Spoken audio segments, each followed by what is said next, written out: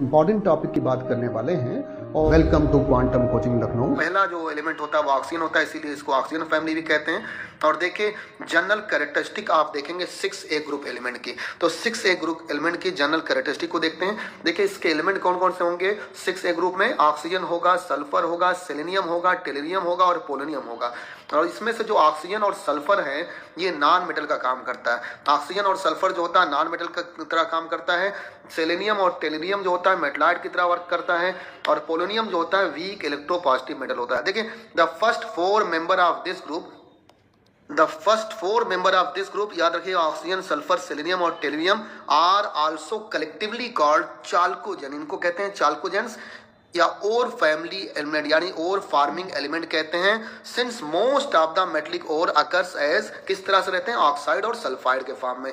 याद रखिएगा पहले 4 मेंबर जो हैं इसके ऑक्सीजन, सल्फर, सेलेनियम और टेलुरियम जो होते हैं इनको कलेक्टिवली चाल्कोजेन का नाम देते हैं। ओर फार्मिंग एलिमेंट होते हैं क्योंकि बताइए जो मोस्ट ऑफ द मेटलिक ओर होंगे वो किस फॉर्म में होते हैं ऑक्साइड और सल्फाइड के फॉर्म में होते हैं। इसीलिए जरा बताइए इनके फर्स्ट 4 मेंबर को कलेक्टिवली नाम देते हैं चाल्कोजेन का। क्या नाम देते हैं? चाल्कोजेन का नाम देते हैं। तो देखिए इनकी 2 बातें हो गई। अब अगली स्लाइड की तरफ बढ़ते हैं। अगली स्लाइड है, आपको बता दें यहाँ ऑक्सीजन में डी ऑर्बिटल अब्सेंट होता है, ऑक्सीजन में डी ऑर्बिटल नहीं होता है। इसीलिए क्योंकि ऑक्सीजन का जो बताएगा ऑक्सीजन का एटॉमिक नंबर जो होता है 8 होता है, तो ऑक्सीजन का एटॉमिक नंबर 8 है तो बताएगा इसमें डी ऑर्बिटल नहीं है क्योंकि 2 6 होगा, 1s2 2s2 और 2p4 होगा। तो याद रखिए सेकेंड ऑर्बिट में जरा बताएगा डी ऑर्बिटल नहीं होते हैं। इसलिए बताइए ऑक्सीजन वेरिएबल वैलेंसी को नहीं शो करता है। इसीलिए ये ना तो OF4 का फॉर्मेशन करता है ना OF6 का फॉर्मेशन करता है। ना तो ये OF4 का फॉर्मेशन करेगा ना OF6 का फॉर्मेशन करेगा क्योंकि इसके पास वैकेंट डी ऑर्बिटल नहीं है, इसीलिए वेरिएबल कोवैलेंसी को शो नहीं करता है। जबकि डी ऑर्बिटल प्रेजेंट होते हैं सल्फर में, सल्फर उसी ग्रुप का एलिमेंट है, सल्फर में डी ऑर्बिटल होते हैं क्योंकि सल्फर का एटॉमिक नंबर 16 होगा, 286 होगा, 1s2 2s2 2p6 3s2 और 3p4 होगा। तो थर्ड ऑर्बिट तक आ गए, इसका मतलब उसमें डी ऑर्बिटल होगा। इसीलिए सल्फर जरा बताइए SF4 भी बनाता है, SF6 बनाता है। सल्फर की जो कोवैलेंसी होती है वो 2 4 और 6 होती है। इसका मतलब 2 कोवैलेंट बॉन्ड भी बना सकता है, 4 कोवैलेंट बॉन्ड भी बना सकता है और 6 कोवैलेंट बॉन्ड भी बना सकता है। जबकि ऑक्सीजन बताएगा ऑक्सीजन की कोवैलेंसी बताएगा 2 4 6 नहीं होती है क्योंकि ऑक्सीजन में वैकेंट डी ऑर्बिटल नहीं होता। ऑक्सीजन सिर्फ 2 ही बॉन्ड बना सकता है। और याद रखिएगा इसीलिए OF4 और OF6 पॉसिबल नहीं होता, जबकि SF4 और SF6 आसानी से बन जाता है। तो देखिए डी ऑर्बिटल एब्सेंट होगा ऑक्सीजन में, इसीलिए OF4 और OF6 का फॉर्मेशन नहीं होता। और जबकि सल्फर में डी ऑर्बिटल प्रेजेंट होता है, इसीलिए SF4 और SF6 का फॉर्मेशन होता है। कहते हैं एटॉमिक एंड आयनिक रेडियाई की बात करते हैं। देखिए सबसे पहले कैरेक्टरिस्टिक की बात करते हैं एटॉमिक एंड आयनिक रेडियाई। कहेंगे due to increase in number याद रखिएगा due to increase in numbers of shells atomic and ionic radii increases from top to bottom. याद रखिएगा due to increase in numbers of shells atomic and ionic radii increases from top to bottom. याद रखिएगा oxygen से अगर हम लोग polonium तक लें तो एटॉमिक रेडियाई क्या करती है? इंक्रीज करती है क्योंकि नंबर्स ऑफ ऑर्बिट इंक्रीज करते हैं। देखिए एटॉमिक साइज का आपको बता दें जनरल Z' यानी इफेक्टिव न्यूक्लियर चार्ज से कैसा रिलेशन होता है? इनवर्स रिलेशन होता है इन पीरियड में। इसका मतलब एटॉमिक साइज जो होगी या एटॉमिक रेडियस जो होगा ये बताएगा लेफ्ट टू राइट क्या करेगा पीरियड में? डिक्रीज करेगा। जबकि top to bottom atomic size का डायरेक्ट रिलेशन होता है नंबर्स ऑफ ऑर्बिट से, तो top to bottom atomic radius क्या होगा? इंक्रीज करता है क्योंकि नंबर्स ऑफ ऑर्बिट बताइए टॉप टू बॉटम क्या होते हैं? इंक्रीज करते हैं। याद रखिएगा इसका मतलब पीरियड में left to right atomic size क्या होगा? डिक्रीज करेगा क्योंकि इफेक्टिव न्यूक्लियर चार्ज बढ़ता है। और atomic size top to bottom group में बताइए क्या करेगा? इंक्रीज करेगा क्योंकि नंबर्स ऑफ ऑर्बिट बढ़ते जाते हैं। अब देखिए हम लोग सेकंड नंबर पर ऑक्सीडेशन स्टेट की बात करते हैं। ऑक्सीडेशन स्टेट की बात करते हैं बताइए 16 ग्रुप एलिमेंट के, तो कहेंगे because of high electronegativity and tendency to gain 2 electron. याद रखिएगा because of high electronegativity and tendency to gain 2 electron oxygen shows oxidation state of -2। याद रखिएगा ऑक्सीजन की बहुत ज्यादा इलेक्ट्रोनेगेटिविटी होती है और साइज भी कम होती है, इसीलिए बताइए ऑक्सीडेशन स्टेट -2 शो करता है अलॉन्ग विथ +2। जैसे कि OF2 में और पेरोक्साइड बताइए OF2 में क्या होता है? +2 होता है और OF2 में ऑक्सीजन का बताइए क्या होगा? +2 होगा और -1 होगा पेरोक्साइड में। याद रखिएगा ऑक्सीजन का नॉर्मल ऑक्साइड में ऑक्सीडेशन नंबर जो होता है -2 होता है और +2 भी ये शो करता है। इसकी रेंज कहां से कहां तक होती है आपको बता दें, इसकी रेंज -2 से लेकर +2 तक होती है। इसका मतलब ये -2 भी ऑक्सीडेशन नंबर शो कर सकता है, -1 भी शो कर सकता है, 0 1 और 2 भी शो कर सकता है। देखिए OF2 में इसका ऑक्सीडेशन नंबर क्या होता है? +2 होता है और पेरोक्साइड में ऑक्सीजन का क्या होता है?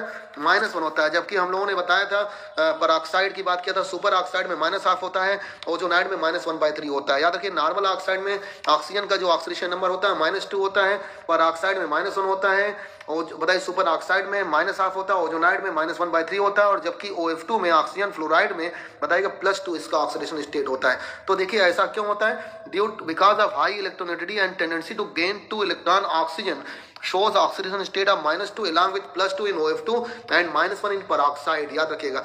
और देखिए एक्सेप्ट ऑक्सीजन, ऑक्सीजन को छोड़कर other element shows oxidation number -2 to +6। याद रखिए अदर एलिमेंट यानी सल्फर और भी जितने एलिमेंट हैं वो याद रखिएगा वो उनकी रेंज कहां से कहां तक होती है, -2 से लेकर +6 तक होती है। याद रखिएगा -2 से +6 तक। तो ऑक्सीजन को छोड़कर ऑक्सीजन की रेंज होती है -2 से +2, इसको छोड़कर बाकी सारे एलिमेंट की रेंज होगी -2 से +6 तक होगी। अब थर्ड नंबर कैरेक्टरिस्टिक पर आते हैं, आयोनाइजेशन पोटेंशियल पर आते हैं या आयोनाइजेशन एंथैल्पी पर आते हैं। देखिए आपको बता दें लेफ्ट टू राइट जब आप पढ़ेंगे तो आईपी का डायरेक्ट रिलेशन किससे होता है, जेड डैश से होता है। इसका मतलब IP Z effective nuclear charge left to right period में बढ़ता है तो आईपी भी क्या होगा, बढ़ेगा। और याद रखिएगा टॉप टू बॉटम आईपी क्या होता है, डिक्रीज करता है ग्रुप में, क्योंकि नंबर्स ऑफ ऑर्बिट बढ़ते हैं। तो नंबर्स ऑफ ऑर्बिट बढ़ेंगे तो बताइएगा यहाँ पर नंबर्स ऑफ ऑर्बिट के बढ़ने से आईपी क्या होगा, डिक्रीज होगा। तो देखिए याद रखिएगा from left to right in period IP क्या होगा, आईपी इंक्रीज करेगा क्योंकि इफेक्टिव न्यूक्लियर चार्ज बढ़ेगा। टॉप टू बॉटम क्या होगा, आईपी डिक्रीज करेगा क्योंकि नंबर्स ऑफ ऑर्बिट बढ़ते हैं। ये रिलेशन नीचे लिखा हुआ है, इसको आप समझिएगा। देखिए lithium beryllium boron carbon nitrogen oxygen और फ्लोरीन में देखें तो जनरल ये होना चाहिए कि लेफ्ट टू राइट पीरियड है तो यहाँ पर लगातार इंक्रीज करना चाहिए था आईपी, लेकिन फर्स्ट आईपी यानी फर्स्ट आयोनाइजेशन पोटेंशियल का आर्डर देखते हैं तो देखिए ये डिपेंड करता है इलेक्ट्रॉनिक कॉन्फ़िगरेशन पर भी। और आपको बता दें those element which have half fill या full fill electronic configuration have greater IP than its adjacent element। याद रखिएगा ऐसे एलिमेंट जिनका हाफ फिल या फुल फिल इलेक्ट्रॉनिक कॉन्फ़िगरेशन होता है उनकी आईपी उनके अगल बगल के एलिमेंट से ज्यादा होती है। इस बात को आप याद रखिएगा। तो आपसे बताया कि those element which have half filled या full fill electronic configuration have greater IP than its adjacent element. इसीलिए देखिए लिथियम का 2s1 हाफ फिल्ड है जबकि बेरिलियम का फुल फिल्ड है। तो बेरिलियम का लिथियम से तो ज्यादा पहले से होता था, बोरान से भी क्या हो जाएगा, इनका फर्स्ट आईपी ज्यादा हो जाएगी। इसी तरह से देखिए नाइट्रोजन में भी हाफ फिल्ड है तो नाइट्रोजन का कार्बन से पहले से ही ज्यादा था, ऑक्सीजन से भी इनका ज्यादा हो जाएगा यानी फर्स्ट आईपी का। तो याद रखिएगा इलेक्ट्रॉनिक कॉन्फ़िगरेशन का फैक्टर भी इफेक्ट करता है और जिसकी हाफ फिल्ड या फुल फिल इलेक्ट्रॉनिक कॉन्फ़िगरेशन होती है उसकी आईपी ज्यादा होती है। याद रखिएगा एडजेसेंट एलिमेंट से ज्यादा होगी। इसी तरह से देखिए सेकंड आईपी निकालेंगे तो पहले से एक इलेक्ट्रॉन बाहर निकाल देंगे। सेकंड आईपी का मतलब ये हो गया कि एक बार आपने इलेक्ट्रॉन बाहर निकाला फिर दोबारा इलेक्ट्रॉन बाहर निकाल रहे हैं। तो देखिए अब यहाँ पर जो 2s1 लिखा था यहाँ पर क्या हो जाएगा 1s2 क्योंकि पहले से एक इलेक्ट्रॉन बाहर निकाल चुके हैं। और यहाँ पर 2s1 2s2 2p1 2p2 2p3 और 2p4 होगा। अब देखिएगा यहाँ पर लिथियम क्या है, फुल फिल्ड है तो इसका बेरिलियम से ज़्यादा हो गया इसकी सेकंड आईपी। और बोरान बताइए फुल फिल्ड है तो इस बेरिलियम से बताइए ज़्यादा था ही पहले से। कार्बन से भी इसके एडजेसेंट एलिमेंट्स कार्बन से भी इसका आईपी सेकंड आईपी ज़्यादा हो गया। अब देखिएगा यहाँ पर हाफ फिल्ड कौन है, ऑक्सीजन है। तो हाफ फिल्ड पहले से बताइए ऑक्सीजन का नाइट्रोजन से पहले से ही सेकंड आईपी ज़्यादा था, फ्लोरीन से भी ज़्यादा हो गया। याद रखिएगा जब भी कोई एलिमेंट हाफ फिल्ड या फुल फिल्ड स्टेट में हो, इलेक्ट्रॉनिक कॉन्फ़िगरेशन में हो तो उसकी आईपी उसके एडजेसेंट एलिमेंट से ज़्यादा हो जाती है। ये आप याद रखेंगे, बहुत इंपॉर्टेंट बात है। इलेक्ट्रॉन गेन एंथैल्पी या इलेक्ट्रॉन एफिनिटी की बात करेंगे। और देखिए सबसे पहले आपको बता दें कि यहाँ पर देखिए सबसे पहले अब आपको तो इलेक्ट्रॉन एफिनिटी में बात करते हैं। देखिए टॉप टू बॉटम ग्रुप में क्या होना चाहिए, इलेक्ट्रॉन एफिनिटी को डिक्रीज करना चाहिए क्योंकि नंबर्स ऑफ ऑर्बिट लगातार बढ़ता है। लेकिन आपको बता दें देखिए यहाँ पर सल्फर सेलेनियम और टेलिनियम और पोलोनियम का ऑर्डर तो वही इलेक्ट्रॉन एफिनिटी का है, लेकिन because of the compact nature of oxygen atom, याद रखिएगा because of the compact nature of oxygen atom it has less negative electron gain enthalpy than sulphur. याद रखिएगा because of the compact nature of oxygen atom it has less negative electron gain enthalpy than sulphur. याद रखिएगा oxygen का ज़्यादा होना चाहिए था sulphur से, लेकिन इसका कॉम्पैक्ट नेचर होता है, कॉम्पैक्ट नेचर की वजह से इसकी बताइएगा नेगेटिव बताइएगा कहेंगे इलेक्ट्रॉन गेन एंथैल्पी क्या होती है, सल्फर से कम होती है। और oxygen has low electron affinity, this is due to its small size which makes electron density high and repels the incoming electron. याद रखिएगा ऑक्सीजन की जनरली सल्फर से ज़्यादा होना चाहिए, लेकिन इसके कॉम्पैक्ट नेचर की वजह से सल्फर से बताइएगा इसकी इलेक्ट्रॉन एफिनिटी क्या होती है, है, कम होती है। Oxygen has low electron affinity, this is due to its small size which makes electron density high and repels the incoming electron. तो देखिए जनरल टॉप टू बॉटम बताइए इलेक्ट्रॉन एफिनिटी क्या होता है, डिक्रीज करता है। इसका मतलब ऑक्सीजन की इलेक्ट्रॉन एफिनिटी ज्यादा होनी चाहिए, लेकिन ऐसा होता नहीं है क्योंकि ऑक्सीजन का कॉम्पैक्ट नेचर होता है और ऑक्सीजन की बताइए इलेक्ट्रॉन एफिनिटी कम होती है क्योंकि इसकी स्मॉल साइज होती है और जिससे इसकी इलेक्ट्रॉन डेंसिटी बढ़ जाएगी और ये इनकमिंग इलेक्ट्रॉन को क्या करेगा, रिपेल करेगा। तो ये बड़ी इंपॉर्टेंट बात हुई यहाँ पर। और देखिएगा the elements of group 16 element have relative high electron affinity. याद रखिए the elements of group 16 have relative high electron affinity value which decreases down the group from sulphur to polonium. याद रखिए सल्फर से पोलोनियम में लगातार ये decrease करता है जबकि ऑक्सीजन की लो इलेक्ट्रॉन एफिनिटी होती है। तो यहाँ तक हम लोगों ने बात एफिनिटी जो लेफ्ट टू राइट पीरियड में अगर बात करेंगे तो इलेक्ट्रॉन एफिनिटी इंक्रीज करती है, बिल्कुल आयोनाइजेशन पोटेंशियल की तरह से इलेक्ट्रॉन एफिनिटी क्या करेगी, इंक्रीज करेगी और टॉप टू बॉटम क्या होती है, डिक्रीज करती है। लेकिन याद रखिए ऑक्सीजन की लो इलेक्ट्रॉन एफिनिटी होती है और हमने बताया था ऐसा क्यों होता है, इसके स्मॉल साइज की वजह से जिसके इसके इलेक्ट्रॉन डेंसिटी बढ़ जाती है, हाई चार्ज डेंसिटी हो जाती है और ये इनकमिंग इलेक्ट्रॉन को रिपेल करने लगता है। देखिए ऑक्सीजन की जो इलेक्ट्रॉन एफिनिटी अगर देखें किलो जूल पर मोल में तो 140.9 होती है, जबकि सल्फर की उससे ज्यादा है 200.7 है, सेलेनियम का उससे कम 195, टेलुरियम का देखिएगा क्या है, टेलुरियम का 190.1 है, पोलोनियम का 180.0 है। याद रखिएगा सल्फर से लेकर पोलोनियम तक लगातार इलेक्ट्रॉन एफिनिटी क्या होगी, डिक्रीज करेगी, होना भी चाहिए, टॉप टू बॉटम डिक्रीज करती है। लेकिन ऑक्सीजन की लो इलेक्ट्रॉन एफिनिटी होती है और इसके पीछे हम लोगों ने रीजन बताया, this is due to its small size which makes electron density high and repels the incoming electron. याद रखिएगा इस बात को, बहुत इंपॉर्टेंट बात है। और देखिए इलेक्ट्रॉन गेन एंथैल्पी क्या होता है, is the negative of electron affinity. याद रखिएगा इलेक्ट्रॉन एफिनिटी और इलेक्ट्रॉन गेन एंथैल्पी को एक तरह से सेम ही लेते हैं। इलेक्ट्रॉन गेन एंथैल्पी जो है is the negative of electron affinity होगा। और याद रखिएगा लेफ्ट टू राइट पीरियड में इलेक्ट्रॉन एफिनिटी इंक्रीज करती है और टॉप टू बॉटम ग्रुप में क्या होती है, इलेक्ट्रॉन एफिनिटी डिक्रीज करती है। रीजन वही है, left to right effective nuclear charge increase करता है इसीलिए इलेक्ट्रॉन एफिनिटी इंक्रीज करती है और top to bottom electron affinity decrease करती है क्योंकि नंबर्स ऑफ ऑर्बिट बढ़ेगा, नंबर्स ऑफ ऑर्बिट से इसका इनवर्स रिलेशन है। होता क्या है इलेक्ट्रॉन एफिनिटी, ये सबसे पहले जान लीजिए। आपको आप कहेंगे इलेक्ट्रॉन एफिनिटी क्या होता है, कहेंगे the energy release during addition of one electron in gases isolated atom, यही कहलाएगा इलेक्ट्रॉन एफिनिटी।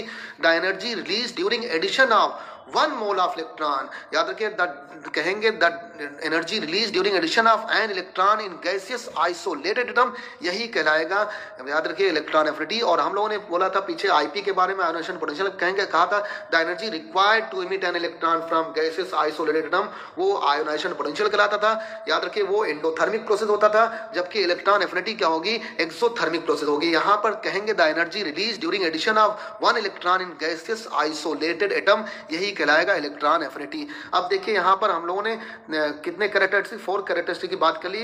याद रखिएगा हम लोगों ने एटॉमिक आयनिक रेडियाई की बात कर ली, ऑक्सीडेशन स्टेट की बात कर ली और 3rd नंबर हम लोगों ने आयोनाइजेशन पोटेंशियल और आयोनाइजेशन एंथैल्पी की बात कर ली। 4th नंबर पर हम लोग इलेक्ट्रॉन गेन एंथैल्पी या इलेक्ट्रॉन एफिनिटी की बात किया। अब 5th नंबर पर हम लोग बात करेंगे इलेक्ट्रोनेगेटिविटी की। आपको बता दें कि ऑक्सीजन की इलेक्ट्रोनेगेटिविटी बहुत ज्यादा होती है। पूरे पीरियोडिक टेबल में जो सबसे ज्यादा इलेक्ट्रोनेगेटिव एलिमेंट होता है वो फ्लोरीन होता है। फ्लोरीन के बाद ऑक्सीजन का नंबर आता है। आपको बता दें next to fluorine oxygen has the highest electronegativity value among the element. याद रखिएगा फ्लोरीन के बाद किसका नंबर आता है, जो हाईली इलेक्ट्रोनेगेटिव एलिमेंट होता है वो ऑक्सीजन का नंबर आता है। और विद इन द ग्रुप याद रखिए with in the group electronegativity decreases. Group में टॉप टू बॉटम जब जाएंगे तो इलेक्ट्रोनेगेटिविटी भी क्या होता है, डिक्रीज करता है। जैसे आईपी डिक्रीज करता है, इलेक्ट्रॉन एफिनिटी डिक्रीज करता है, उसी तरह से इलेक्ट्रोनेगेटिविटी भी डिक्रीज करता है। जैसे जैसे एटॉमिक नंबर बढ़ेगा ग्रुप में टॉप टू बॉटम, बताइए इलेक्ट्रोनेगेटिविटी क्या होगी, डिक्रीज करेगी। This implies that metallic character increases from oxygen to polonium. इसीलिए देखिएगा ऑक्सीजन और सल्फर क्या होता था, नॉन मेटल की तरह ऐड करता था, जबकि सेलेनियम और टेलुरियम बताएगा मेटलाइट की तरह ऐड करता था और पोलोनियम बताएगा वीक इलेक्ट्रोपॉजिटिव मेटल था। तो याद रखिएगा टॉप टू बॉटम इलेक्ट्रोनेगेटिविटी क्या होगी, ये इलेक्ट्रोनेगेटिविटी डिक्रीज करेगी। जैसे जैसे atomic number top to bottom बढ़ेगा इलेक्ट्रोनेगेटिविटी बताइए डिक्रीज करेगी। इसी वजह से मेटलिक कैरेक्टर इंक्रीज होगा। इसी वजह से जरा बताइए ऊपर के जो एलिमेंट होते थे वो नॉन मेटल होते थे और नीचे का जो होता था वो मेटल की तरह ऐड करता था। इलेक्ट्रोनेगेटिविटी आपको बता दें क्या होता है, the power of attracting shared pair of electron towards itself is known as electronegativity of that element. याद रखिएगा the power of an element simply आपको बताते हैं इलेक्ट्रोनेगेटिविटी क्या होता है। The power of an atom to attract shared pair of electron towards itself is known as electronegativity of that element in the compound. ये याद रखिएगा, जो पावर होती है अट्रैक्ट करने की शेयर्ड पेयर को, वही कहलाता है इलेक्ट्रोनेगेटिविटी। और लेफ्ट टू राइट ये भी क्या करता है, इंक्रीज करता है पीरियड में, और जबकि टॉप टू बॉटम क्या करता है, डिक्रीज करता है। चलिए अब इसके आगे की बात करते हैं। थर्ड स्लाइड पर यहाँ पर आते हैं, कैटिनेशन की बात करते हैं। आपको बताते हैं कैटिनेशन क्या होता है। The direct bonding with single और multiple bond to form chain और रिंग इज कॉल्ड कैटिनेशन। और catenation is the mainly property of non metal. किसकी प्रॉपर्टी होती है, नॉन मेटल की होती है, which directly depends upon bond energy. याद रखिएगा, the direct bonding with single और multiple bond to form chain और ring is known as catenation.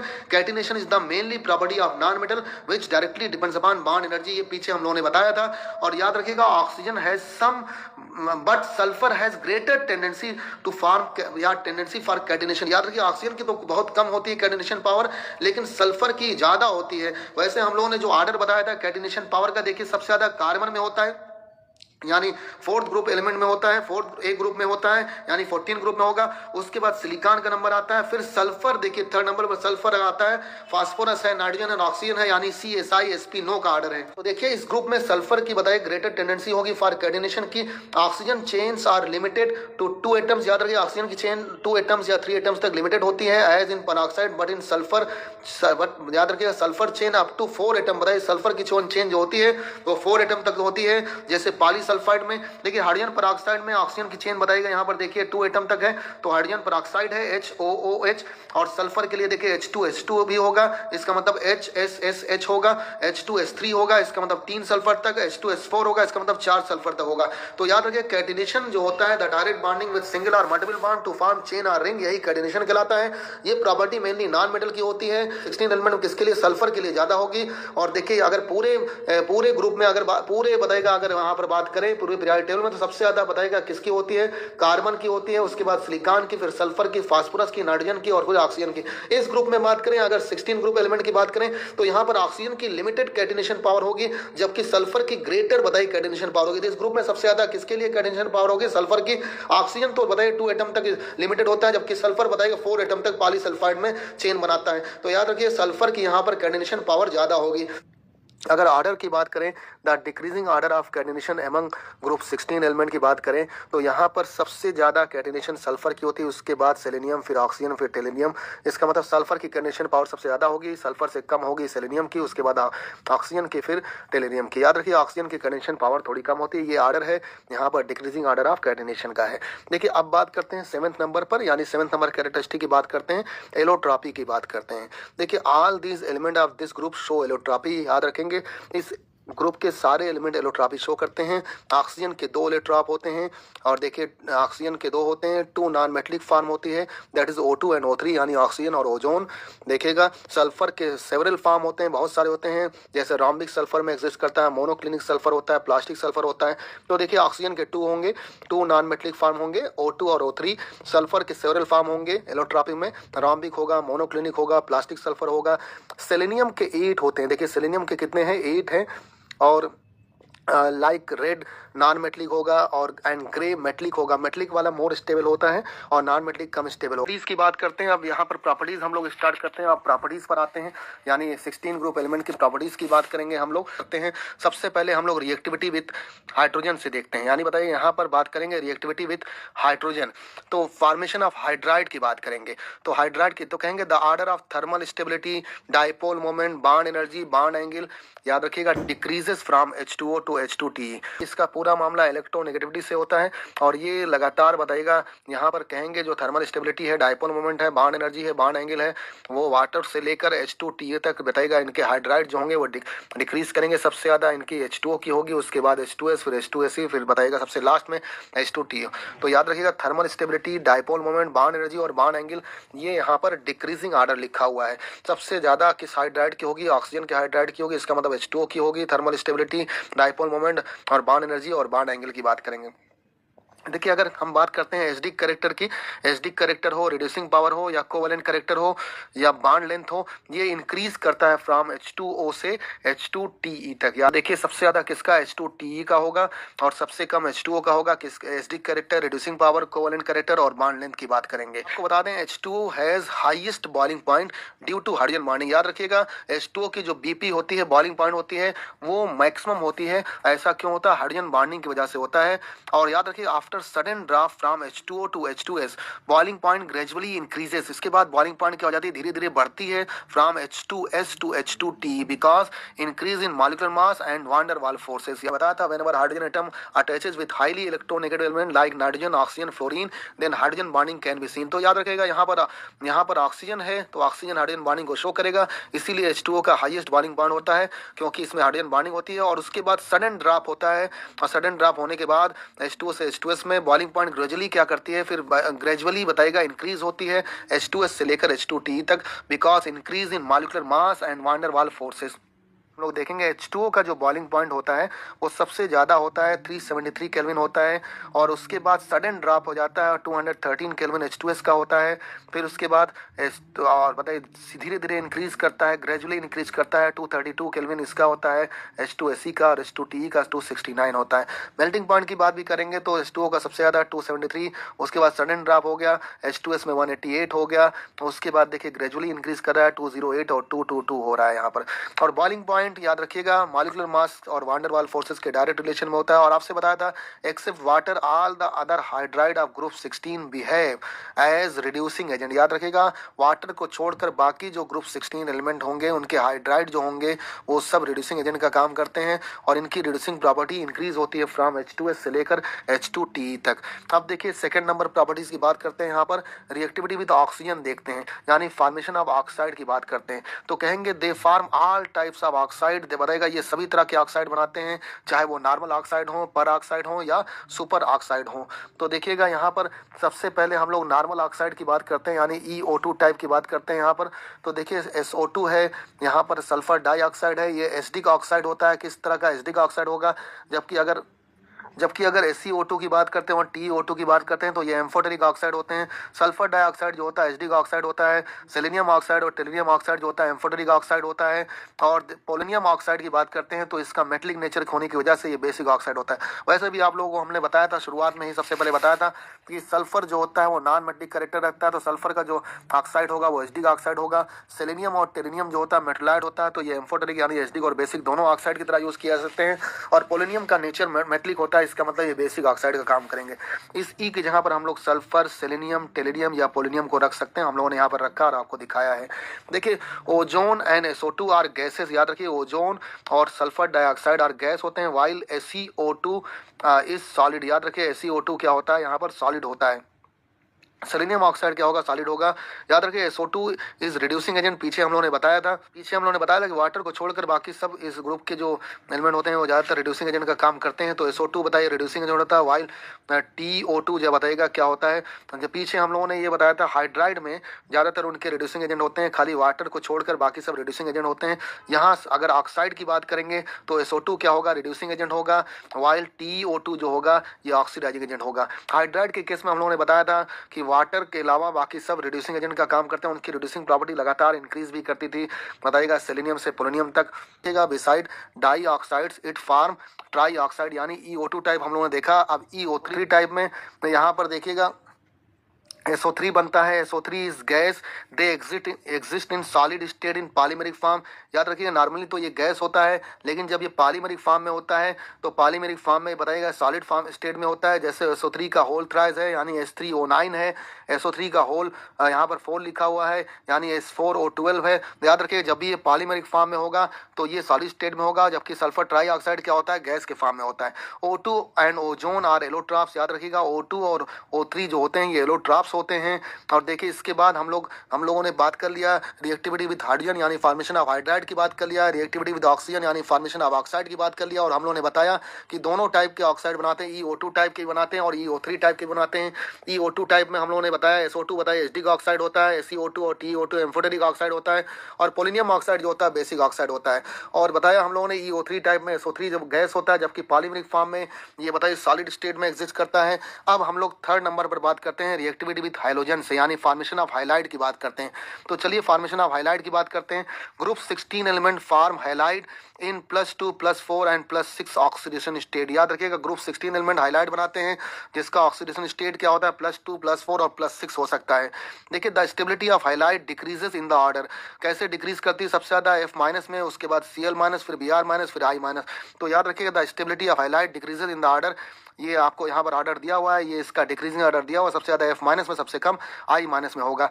और देखिए इसके बाद आपको बता दें fluorine is more electronegative than oxygen. Next to fluorine oxygen का नंबर आता है, इसीलिए कहते हैं fluorine is more electronegative than oxygen. Fluorine जरा बताइएगा, fluorine is more electronegative than oxygen, so OF2 is called oxygen difluoride. इसीलिए जरा बताइएगा OF2 को बताइएगा ऑक्सीजन डाइफ्लोराइड कहते हैं, इनको ऑक्साइड नहीं कहते हैं, इनको ऑक्सीजन डाइफ्लोराइड कहेंगे। याद रखिएगा as oxygen is more electronegative than chlorine, bromine and iodine, their compound with oxygen are called oxides. याद रखिएगा फ्लोरीन की इलेक्ट्रोनेगेटिविटी ऑक्सीजन से ज्यादा होती है, इसीलिए OF2 को ऑक्सीजन डाइफ्लोराइड कहते हैं। इसीलिए OF2 को ऑक्सीजन डाइफ्लोराइड कहते हैं, जबकि बताएगा क्लोरीन, ब्रोमीन और आयोडीन की इलेक्ट्रोनेगेटिविटी ऑक्सीजन से कम होती है, इसीलिए इनके कंपाउंड को ऑक्सीजन के साथ क्या कहते हैं? ऑक्साइड कहते हैं। देखिए आगे बात करते हैं hexafluoride are only stable halide which are gaseous and have sp3d2 hybridization and octahedral structure। याद रखिएगा इसका स्ट्रक्चर कैसा होता है? ऑक्टाहेड्रल होता है। हेक्साफ्लोराइड जो होगा यानी जैसे SF6 बनता है, तो याद रखिएगा ये ऑक्टाहेड्रल स्ट्रक्चर रखता है। और कौन सा हाइब्रिडाइजेशन? sp3d2 हाइब्रिडाइजेशन होगा। याद रखिएगा इसमें कितने हाइब्रिडाइज ऑर्बिटल होंगे? इसमें बताइए 6 हाइब्रिडाइज ऑर्बिटल होंगे। तो hexafluoride are only stable halide which are gaseous, जो बताइए गैसियस होता है, गैसियस फॉर्म में होता है, and have sp3d2 hybridisation and octahedral structure. SF4 is a gas. याद रखिए SF4 भी गैस है। SC4 क्या होती है? लिक्विड होती है। TF4 बताइएगा सॉलिड होगा। और बताइएगा इसका हाइब्रिडेशन क्या होगा? sp3d होगा, जबकि SF6 में हम लोगों ने देखा था sp3d2 होता है। लेकिन SF4 बताइए गैसेस फॉर्म में, SC4 लिक्विड फॉर्म में, TF4 बताइएगा सॉलिड फॉर्म में, और इन सब के हाइब्रिडेशन sp3d होंगे। इसका मतलब यहाँ पर 5 हाइब्रिडाइज ऑर्बिटल होंगे। और इसका जो शेप होता है ये सीसॉ शेप का होता है। याद रखिए सीसॉ शेप का होगा और सीसॉ स्ट्रक्चर रखता है, सीसॉ स्ट्रक्चर रखता है due to presence of lone pair of electron in equatorial position. याद रखिएगा SF4 गैसियस फॉर्म में होता है, SCF4 लिक्विड फॉर्म में होता है, और TF4 बताइए सॉलिड फॉर्म में होता है विथ sp3 हाइब्रिडाइजेशन एंड है सीसॉ स्ट्रक्चर। कैसा स्ट्रक्चर होता है? सीसॉ स्ट्रक्चर होता है। सीसॉ आप लोगों ने देखा होगा, उसी तरह का कुछ स्ट्रक्चर होता है। और इसमें एक लोन पेयर होते हैं और बताइएगा यहाँ पर 5 बॉन्ड पेयर होते हैं। देखिए जनरल अगर हम लोग बात करते हैं तो इसका स्ट्रक्चर होना चाहिए था ट्राइगोनल बाइपिरामिडल, लेकिन ट्राइगोनल बाइपिरामिडल ना होकर ये एक लोन पेयर की वजह से ये ट्राइगोनल पिरामिडल हो गया, यानी सीसॉ शेप्ड का हो गया। तो देखिए SF4 गैसेस फॉर्म में, SCF4 लिक्विड फॉर्म में, TF4 बताएगा ये सॉलिड फॉर्म में है और ये sp3d हाइब्रिडेशन को रखता है, सीसॉ स्ट्रक्चर होता है। और ऐसा क्यों होगा? ड्यू टू प्रेजेंस ऑफ बताइए loan pair of electron in equatorial position. और देखिए यहाँ पर हम लोगों ने कहा हेक्साफ्लोराइड जरा बताइएगा एक स्टेबल स्ट्रक्चर होता है और गैसेस फॉर्म में होता है, इसका स्ट्रक्चर ऑक्टाहेड्रल होता है। पीछे हम लोग इसके स्ट्रक्चर को हम लोग दिखाएंगे। और फ्लोरीन बताइएगा इलेक्ट्रोनेगेटिव, फ्लोरीन की इलेक्ट्रोनेगेटिविटी ऑक्सीजन से ज्यादा होती है, इसीलिए OF2 को ऑक्सीजन डाइफ्लोराइड के SF6 का हम लोग स्ट्रक्चर दिखा रहे हैं। sp3d2 हाइब्रिडाइजेशन होगा और ऑक्टाहेड्रल स्ट्रक्चर होगा। देखिए बॉन्ड पेयर इसमें कितने हैं? बॉन्ड पेयर जरा बताइए यहाँ पर 1 2 3 4 5 6 हैं, इसका मतलब बॉन्ड पेयर यहाँ पर 6 हैं। तो 6 नंबर्स ऑफ हाइब्रिडाइज ऑर्बिटल यहाँ पर 6 हैं। ऑक्टाहेड्रल स्ट्रक्चर होगा, SF6 का स्टेबल स्ट्रक्चर होगा ये। और देखिए SF4 की बात बताया था हम लोगों ने, यहाँ पर देखिए जनरल अगर होना चाहिए था यहाँ पर sp3d हाइब्रिडेशन होता है, यानी ट्राइगोनल बाइपिरामिडल स्ट्रक्चर होना चाहिए था, लेकिन यहाँ पर एक लोन पेयर होता है इक्वेटोरियल पोजीशन पर। इस लोन पेयर की वजह से बताएगा इसका शेप जो हो जाता है डिस्टॉर्ट हो जाता है, इसका मतलब ये सीसॉ शेप्ड का हो जाता है। कैसा हो जाता है? ट्राइगोनल पिरामिडल या सीसॉ शेप्ड का हो जाता है। जाता है। SF4 है, TF4 भी है, ये सब भी बताइए सीसा शेप्ड का होता है। तो देखिए इसका मतलब ये डिस्टॉर्शन की वजह से सीसा शेप्ड का हो जाता है, क्योंकि इसके इक्वेटोरियल पोजीशन पर क्या आ जाता है, यहाँ पर लोन पेयर आ जाता है। देखिए all the element except selenium form dichloride, यानी याद रखिएगा सेलेनियम के अलावा सभी डाइक्लोराइड का फॉर्मेशन करते हैं और डाइब्रोमाइड भी बनाते हैं with sp3 hybridisation with 2 lone pair and have angular shape. याद रखिएगा सेलेनियम को छोड़कर सारे एलिमेंट बताएगा डाइक्लोराइड और डाइब्रोमाइड को बनाते हैं, जिसमें हाइब्रिडेशन क्या होता है, sp3 होता है, क्योंकि इसमें और 2 लोन पेयर होते हैं, इसीलिए इसका शेप कैसा हो जाता है, टेट्राहेड्रल ना रहकर एंगुलर शेप का हो जाता है। तो देखिए मोनोहैलाइड्स एग्जिस्ट एज डाइमर, याद रखिए मोनोहैलाइड जो होते हैं वो डाइमर की तरह एग्जिस्ट करते हैं। जैसे हम लोग H2F2 को देखेंगे, H2Cl2 को देखेंगे, H2Br2 को, Sc2Cl2 को और Sc2Br2 को देखेंगे, ये इनके मोनोहैलाइड्स हैं। तो याद रखिएगा मोनोहैलाइड्स बताइए क्या होते हैं, डाइमर की तरह एग्जिस्ट करते हैं। और देखिए यहाँ पर डाइमर की तरह एग्जिस्ट करते हैं, और हम लोगों ने यहाँ पर बताया कि मोनोहैलाइड्स एग्जिस्ट एज डाइमर। एग्जांपल में H2F2, H2Cl2, H2Br2, Sc2Cl2, Sc2Br2 विच अंडरगोज, याद रखिए विच अंडरगोज डिसपर्पोनेशन रिएक्शन। कौन सी रिएक्शन को शो करते हैं, डिसपर्पोनेशन रिएक्शन को शो करते हैं, जिसको हम लोगों ने नाम दिया था self oxidation reduction reaction, that is oxidation as well as reduction. याद रखिएगा जैसे Sc2Cl2 को लेते हैं तो ये SeCl4 में जाता है और Fe में जाता है। Sc2Cl2 में अगर देखें तो सेलेनियम का जो ऑक्सीडेशन नंबर होगा वो +1 होगा, SeCl4 में +4 बताइए हो जाता है और Fe में 0 हो जाता है। तो इसका मतलब 1 से 0 भी हो रहा है, 1 से 4 भी हो रहा है, इसका मतलब इसी सेम स्पीसीज का ऑक्सीडेशन भी हो रहा है और रिडक्शन भी हो रहा है, इसीलिए ये डिसपर्पोनेशन रिएक्शन को शो करता है। अब देखिए 4th नंबर पर बात करते हैं प्रॉपर्टीज में, ऑक्सो एसिड की बात करते हैं कि इनके ऑक्सो एसिड, यानी बताइए ऑक्सो एसिड कैसे बनते हैं। ऑक्सो एसिड का मतलब जिसमें हाइड्रोजन और ऑक्सीजन दोनों हो। तो देखिए सबसे पहले H2SO3 की बात करते हैं, सल्फ्यूरस एसिड की बात करते हैं। सल्फ्यूरस एसिड में बताएगा एक लोन पेयर होता है और बाकी सारे बॉन्ड पेयर होते हैं यहाँ पर। और देखिएगा ये सल्फ्यूरस एसिड का स्ट्रक्चर आपके सामने बना हुआ है यहाँ पर, और अगर इसके हाइब्रिडेशन को निकालें तो यहाँ पर देखिए बॉन्ड पेयर से निकाल सकते हैं, बॉन्ड पेयर और लोन पेयर से यहाँ निकाल सकते हैं। H2SO4 की बात करेंगे, सल्फ्यूरिक एसिड होता है H2SO4, ये भी इसका ऑक्सी एसिड है और इसी को आयल ऑफ विट्रियल भी कहते हैं। और ये देखिए इसका स्ट्रक्चर यहाँ पर टेट्राहेड्रल स्ट्रक्चर इसका बना हुआ है, ये आपके सामने बना हुआ है। H2SO5 आपको बता दें पर ऑक्सी मोनो सल्फ्यूरिक एसिड होता है, यहाँ पर परऑक्साइड बॉन्ड होता है। देखिए यहाँ पर परऑक्साइड बॉन्ड है, जब ऑक्सीजन और ऑक्सीजन सिंगल बॉन्ड से कनेक्ट होते हैं, सिंगल बॉन्ड से जुड़े होते हैं तो वो परऑक्साइड का फॉर्मेशन करते हैं। H2SO5 को कैरोज एसिड का भी नाम देते हैं, याद रखिएगा H2SO5 को कैरोज एसिड का नाम देते हैं और इसमें परऑक्साइड होता है, इसीलिए इसका नाम पर ऑक्सी मोनो सल्फ्यूरिक एसिड है और इसका कमर्शियल नेम कैरोज एसिड है। इस तरह से हम लोगों ने ऑक्सो एसिड की बात किया।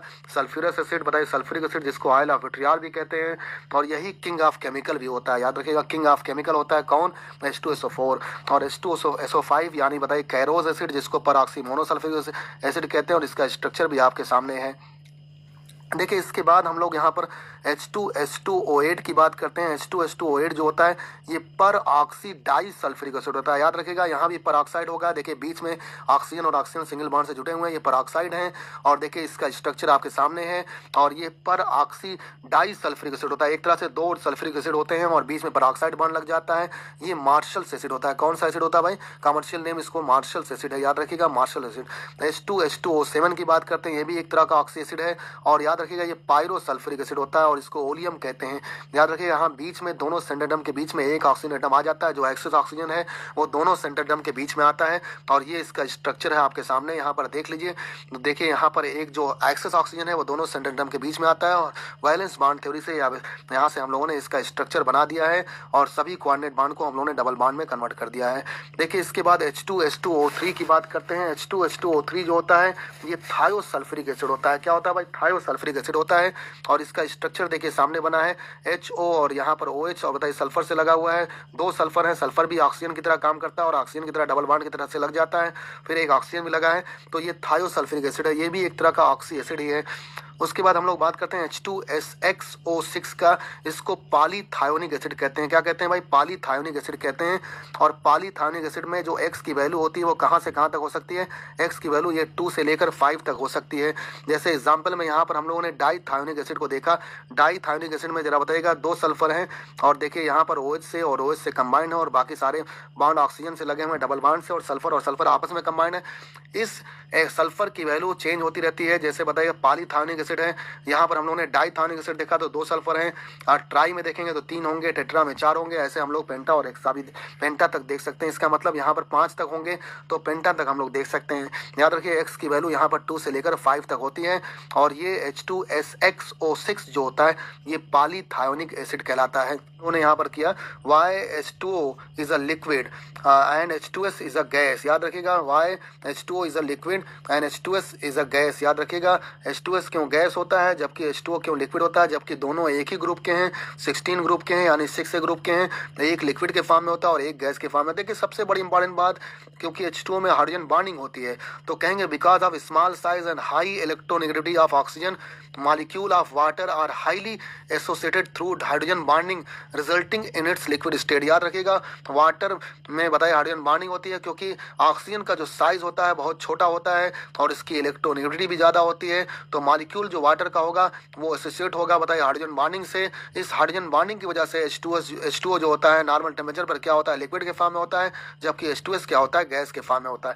याद रखिएगा इसी वजह से H2O की बॉइलिंग पॉइंट भी ज़्यादा होती थी क्योंकि यहाँ पर हाइड्रोजन बॉन्डिंग होता है। और आपसे हमने बताया था whenever hydrogen atom attaches with highly electronegative element, और हाईली इलेक्ट्रोनेगेटिव एलिमेंट में बताइए फ्लोरीन आता है, ऑक्सीजन आता है और नाइट्रोजन आता है। इनसे अगर अटैच होता है तो हाइड्रोजन बॉन्डिंग होती है और हाइड्रोजन बॉन्डिंग की वजह से H2O बताइए लिक्विड के फॉर्म में होता है और H2S किस फॉर्म में होता है, गैस के फॉर्म में होता है।